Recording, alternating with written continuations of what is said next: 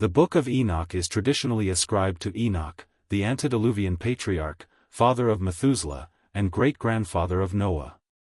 This figure is mentioned briefly in Genesis, which states that Enoch walked with God and then disappeared because God took him.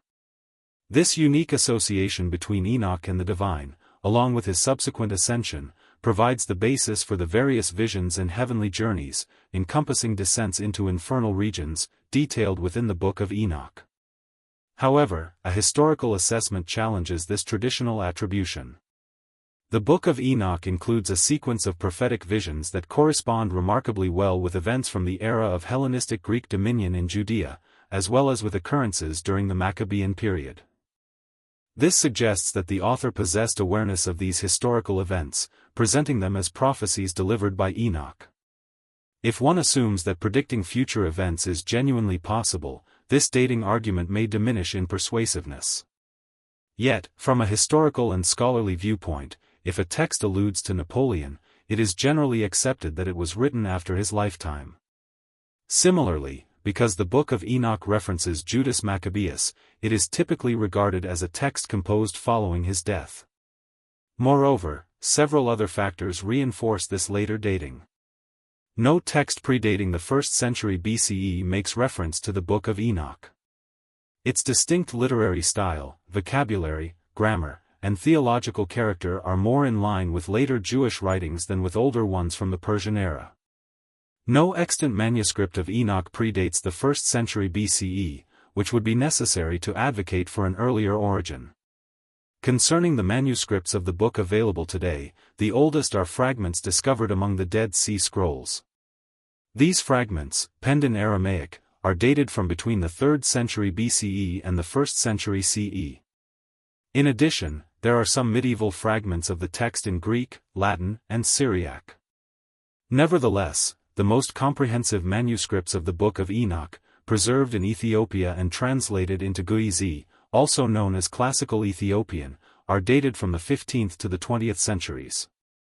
This accounts for why some scholars designate the text as Ethiopic Enoch, not due to its origin in Ethiopia, but rather because the only complete copies accessible are in Guizi. The preservation of these texts in Ethiopia is not a mere coincidence.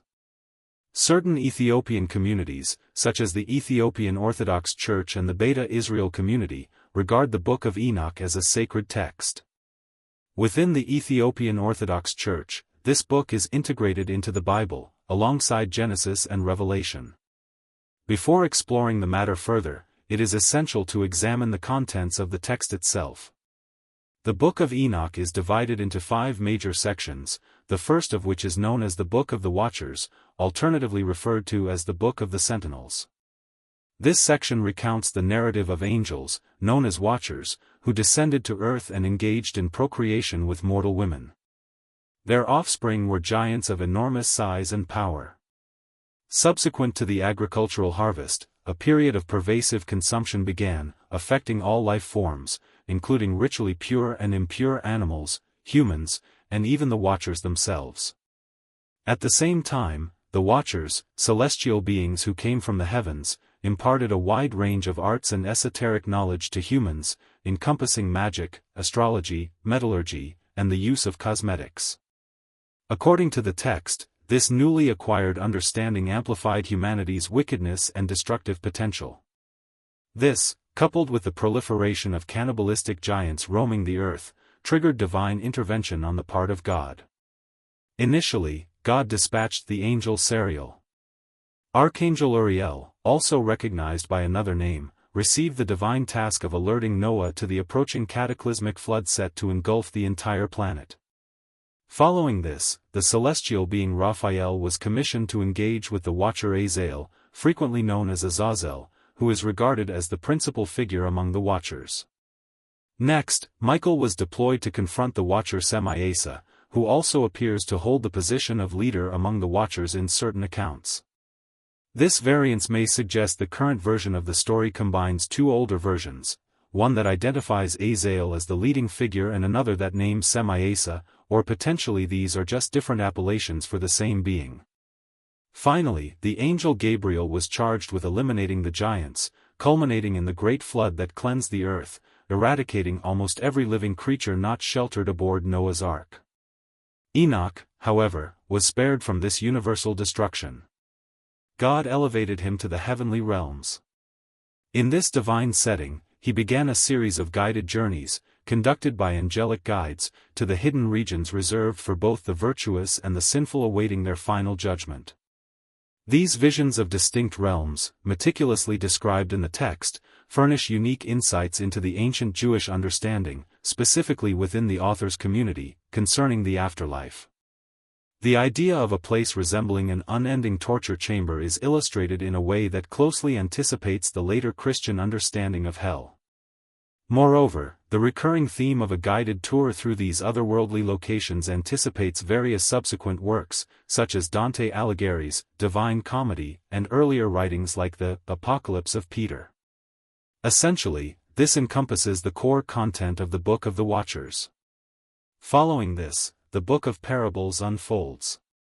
This subsequent section of the Book of Enoch stands as one of the most debated, chiefly due to the existence of a character displaying significant parallels with the figure of Christ in the New Testament. Some scholars suggest that it might be a later Christian interpolation into the Book of Enoch. While this remains a plausible consideration, especially given that none of the ancient copies of the Book of Enoch contain the Book of Parables, it is important to acknowledge that these ancient manuscripts are significantly fragmented, with numerous passages from other books also missing. Thus, the primary certainty lies in the fact that the central theme of this book revolves around the conflict between the forces of good and evil, and the theological notion of the final judgment. Enoch's visions, as narrated here, divide the world into two contrasting groups. On one side are the chosen, the righteous, the saints, and the faithful angels, while on the opposing side stand the oppressors, the rulers, the powerful, and the fallen angels. Azazel commands the powers of darkness, whereas God, addressed as the Lord of Spirits, leads the forces of light. In these ancient texts, the designation Lord of Spirits or Head of Days represents the kind and loving aspect of the divine. This domain is governed by a supreme representative of God, frequently referred to as the Righteous One, the Elect One, or even the Son of Man. This figure shares remarkable similarities with the depiction of Jesus Christ in Christian writings. He embodies three essential themes prominent in ancient Jewish philosophy: the long-awaited king from the ancestral line of David, the Messiah, the servant figure who appears intermittently throughout the book of Isaiah, and the embodiment of wisdom, a divine quality existing from the very beginning, which was translated into Greek versions as logos, or the Word.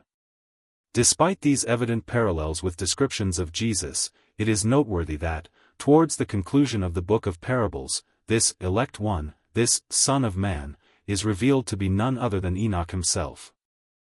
The passage unfolds with a divine assembly, and the Head of Days, God, arrived, accompanied by Michael, Raphael, Gabriel, and Phanuel, along with countless angels beyond measure. Approaching me, God greeted me with his voice, proclaiming, "You are the Son of Man, born into righteousness, which resides within you, and the righteousness of the Head of Days will perpetually be with you." An antiquated English interpretation of the Book of Enoch controversially amended this excerpt, endeavoring to sever ties between Enoch and the Son of Man persona. However, contemporary scholars overwhelmingly dismiss this revision, advocating for a more literal reading of the text. They propose that Enoch occupies the pivotal role as God's adjutant in matters of judgment. This notion gains traction in the later Hebrew Enoch, which portrays Enoch's metamorphosis into Metatron, a figure of immense stature, bordering on the divine. Returning to the original Ethiopic Enoch, we encounter the Book of Luminaries, the third section, also recognized as the astronomical book. This division diverges from the preceding segments, concentrating on calendrical matters through a sequence of visions. These visions meticulously detail the cosmic architecture, encompassing the universe, celestial gates delineating stellar paths, the winds propelling these orbs, and the quartet of beings governing the seasons. The author champions a solar calendar, a departure from the lunisolar system prevalent in ancient Judaism. While its inclusion in a sacred document may appear unconventional, the calendar held paramount importance for the precise scheduling and observance of religious occasions, including Passover, sabbatical years, and the Jubilee. Intriguingly, Genesis records Enoch's lifespan as 365 years, a duration strikingly dissimilar to other patriarchs and overtly suggestive of the solar cycle, which approximates 365 days. This implies that even during the compilation of Genesis, Enoch was associated with the solar calendar. Moreover, historical records indicate that the solar calendar was already employed in ancient Persia and Egypt. The Book of Dreams constitutes the subsequent segment of the Book of Enoch, presenting two dreams wherein Enoch obtains insights into the future. The initial dream presages the Great Flood, while the second provides a comprehensive recap of history from its genesis. The narrative embarks with creation and proceeds toward the final judgment. This latter vision, replete with historical undertones, possesses considerable significance owing to its allusions to occurrences within the Hellenistic era.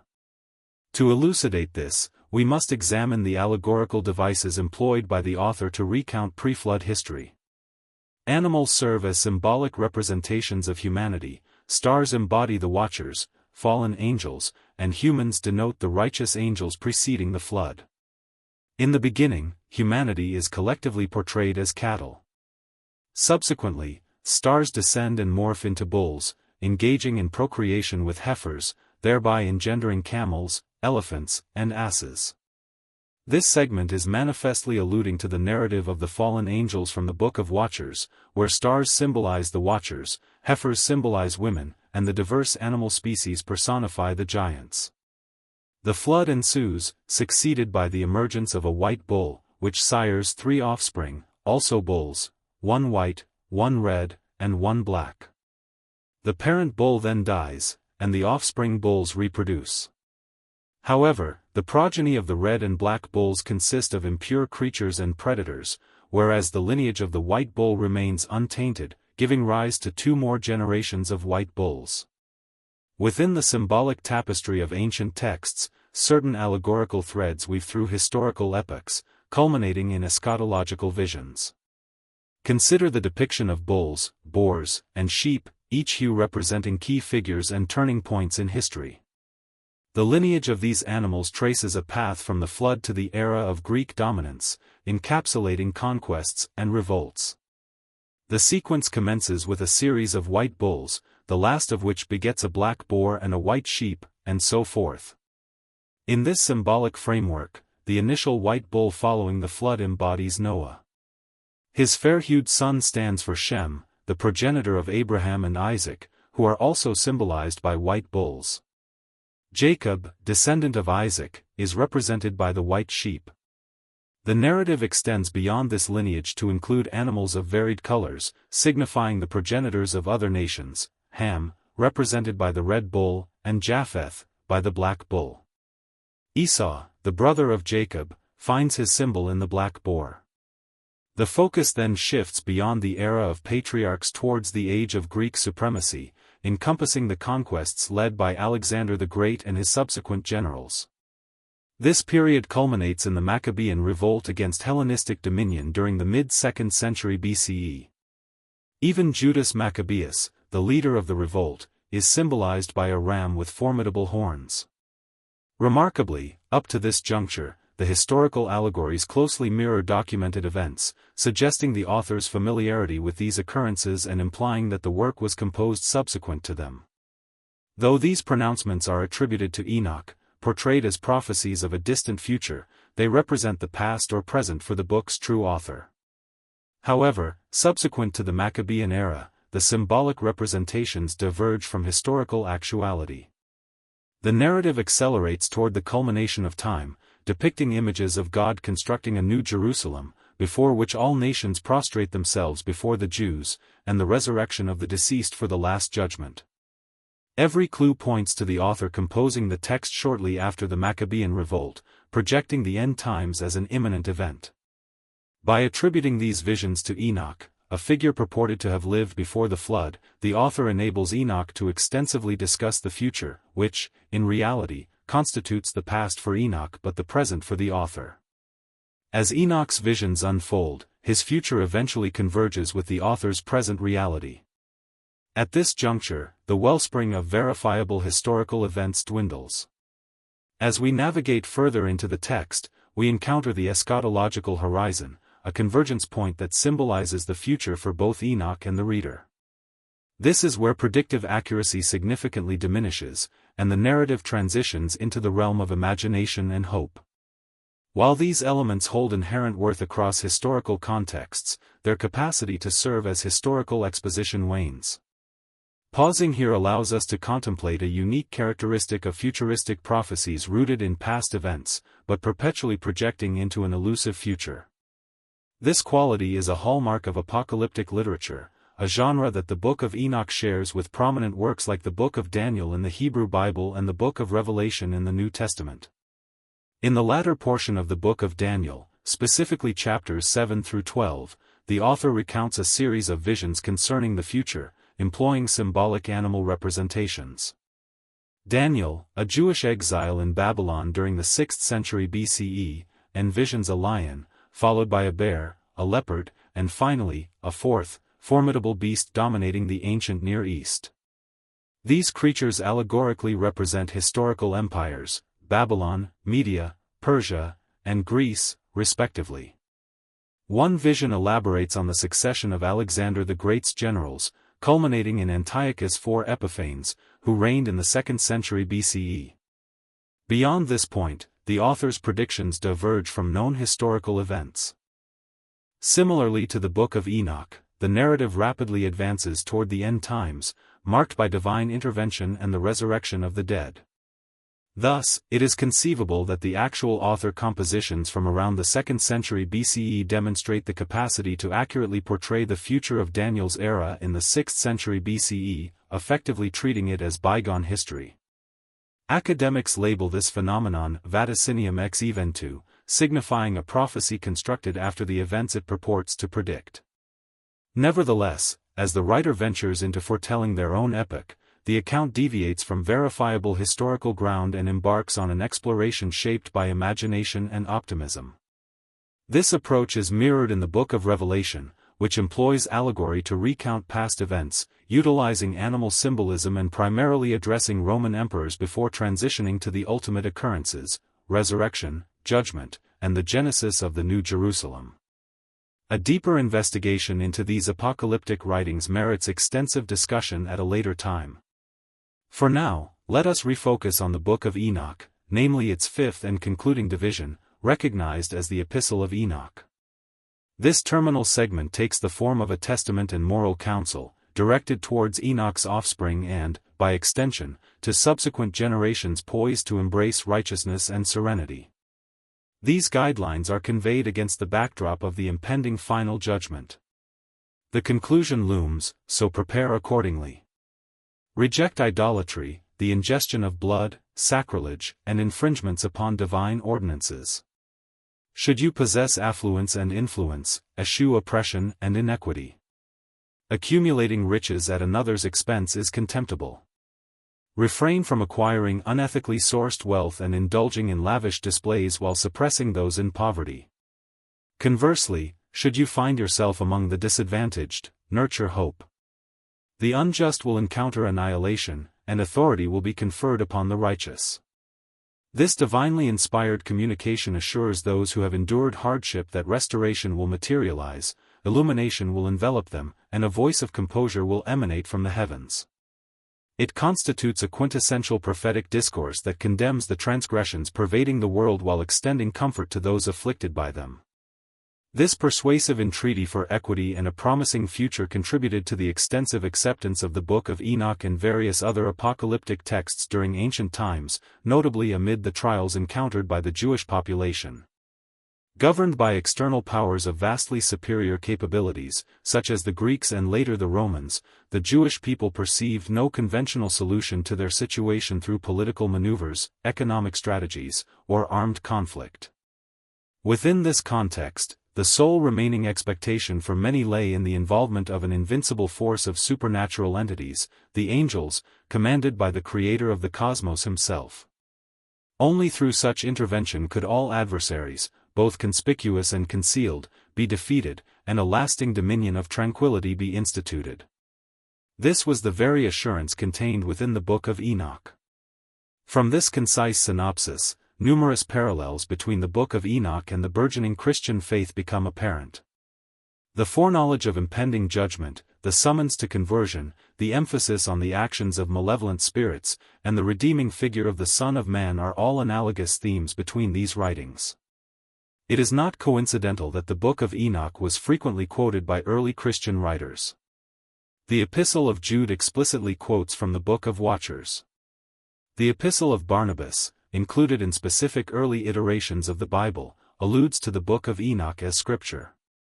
Personages such as Justin Martyr, Irenaeus of Lyon, and Clement of Alexandria utilized Enoch to expound on the fall of angels and the genesis of demons. Origen of Alexandria recognized the pre-deluge authorship of the Book of Enoch, but acknowledged that alternative ecclesiastical leaders held differing viewpoints on this evaluation. Tertullian of Carthage proclaimed the book. Tertullian championed the divine inspiration of the Book of Enoch, suggesting its rejection by Jewish authorities stemmed from its prophecies about Christ. He posited that this very reason should compel Christians to embrace it as sacred scripture. However, Tertullian's advocacy hinted at existing reservations among some Christians regarding the text. Over the following centuries, increasing opposition to the Book of Enoch eventually prevailed within Christian circles, largely due to the criticisms advanced by St. Augustine. Augustine acknowledged that Enoch, the seventh descendant from Adam, had left behind holy writings, a fact corroborated by the Apostle Jude in his accepted epistle. Yet, he harbored deep suspicions about the authenticity of the Book of Enoch as it was known in his time. Augustine contended that the book circulating then had not been preserved by Jewish tradition and appeared overly fantastical. He particularly cited the narrative of angels cohabitating with women, resulting in the birth of giants, a story that was elaborated upon later.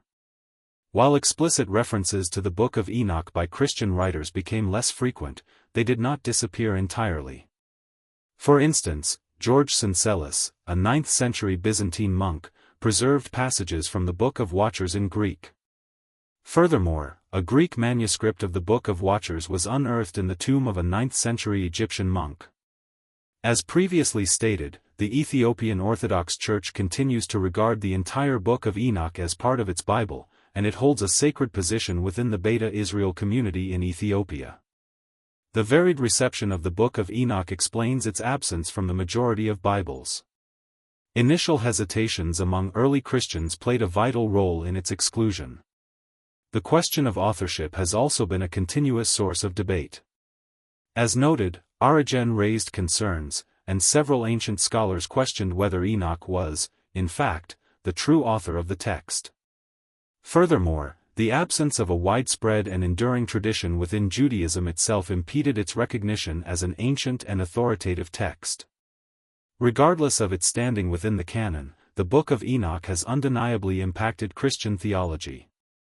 Its doctrines, stories, and imagery, especially those concerning fallen angels, the final judgment, and the designated locations for the just and the wicked awaiting their final sentencing, are recurrent motifs throughout Christian history, starting within the New Testament.